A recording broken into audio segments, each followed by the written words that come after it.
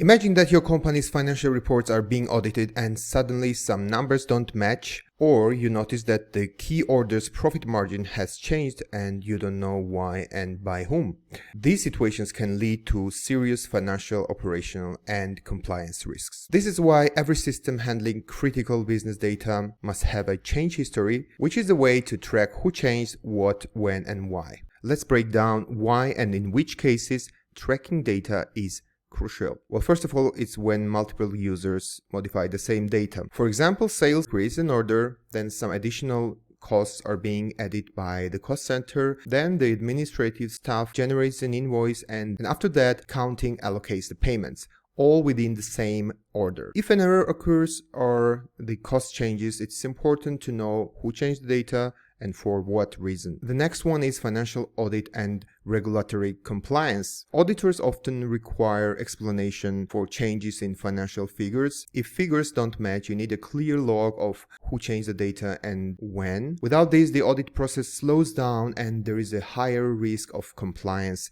issues. Also, in industries like finance or healthcare, strict regulations demand full transparency in data handling. A missing or incorrect record can lead to legal penalties. Sometimes data is changed by mistake, without a history of modifications. Errors can go unnoticed, leading to incorrect reports, misallocated payments, or even contractual disputes. Change history provides a safety net to investigate and correct mistakes quickly. Unauthorized changes can also happen. If data isn't properly controlled, an employee might modify records without approval. Now let's move to a demonstration of how change history looks like. If you click on this button, table showing all the modifications pops up, including the old and new values, the user responsible, and the exact timestamp. Let's say we need to investigate why the order's cost has changed. We can filter the change history to see who modified it and when and why. Now we are looking at the change history of a particular order. What you can also do is create a dashboard where you can choose a particular figure and have a bird's eye view on all the changes